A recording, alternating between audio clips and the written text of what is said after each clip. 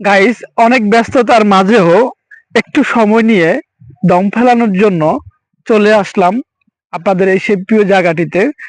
তো গাইস, তো যতই মন খারাপ থাকুক না কেন, এই সরিষা ফুল বাগানে বা এই গাছের ধারে যখন আপনি আসবেন, আপনার মনটা এমনিতেই ভালো হয়ে যাবে।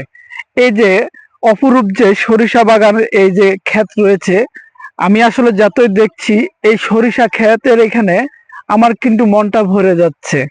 আসলে এখানে পুরো এলাকা জুড়ে এই, হ্যাঁ, রোহিতপুরের পুরো এলাকা জুড়ে রাস্তার দুপাশেই কিন্তু অসংখ্য এই সরিষার ক্ষেত রয়েছে। তো আপনারা যারা আসতে চান, আপনারা এই কেরানীগঞ্জের এই কদমতলী বাস স্ট্যান্ডে এসে সিএনজি বা অটো সবই পাবেন। এখানে আপনি ভালো লাগার মতো সবই পেয়ে যাবেন গাইস। তো আমি এখানে উঠতে উঠতে আরেকটি জায়গায় আসলাম, যেখানে আসলে জঙ্গল আর জঙ্গল, এখানে কিছু গাছগাছালি লাগাইছে অনেক সুন্দর। আপনাদেরকে আরেকটা জিনিস দেখাবো, দেখেন, আপনারা চিনেন কি না এটা, এই যে টমেটো, হাইব্রিড টমেটো গাছ। আমরা আসলে আগে দেখতাম অনেক জায়গায় লাগানো হতো। রয়েছে এখানে আরো কিছু ক্ষেত খামার করছে।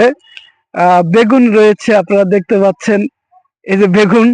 আমি কিন্তু আপনাদেরকে একটু দেখানোর চেষ্টা করতেছি এখানে কত সুন্দর একটা দৃশ্য, অপরূপ। আহ অনেক সুন্দর একটি জায়গা, আপনারা পেয়ে যাবেন শাক সবজি, বিভিন্ন ধরনের সবজির চাষ কিন্তু এই রোহিতপুর এলাকায় করেন। আর রোহিতপুর এলাকাটা আসলে অনেক সুন্দর। আমি এখানে ঘুরে এবং এখানকার মানুষজনের সাথে কথা বলে যেটা দেখলাম, যে তারা অনেক আন্তরিক, তারা মানুষজনের সাথে খুব ভালো ব্যবহার করেন। আপনি যদি না চিনেন, খুব সহজে তারা কিন্তু আপনাকে চিনিয়ে দিবে জায়গাগুলি। আসলে মানুষের সাথে খুব সুন্দর ব্যবহার করেন এই কেরানীগঞ্জ এবং রোহিতপুরের মানুষ। ধন্যবাদ আপনাদেরকে। আর যারা এই সরিষা ক্ষেতের যে চাষটি করেন, তাদেরকে অসংখ্য ধন্যবাদ। আসলে সবাইকে এই যে এত সুন্দর একটা জিনিস উপহার দেন, আপনারা এত কষ্ট করে করেন, আপনাদেরকে স্যালুট জানাই। আপনারাই আমাদের দেশের সম্পদ, আপনারাই সব। ভালো থাকবেন সবাই, সঙ্গেই থাকেন।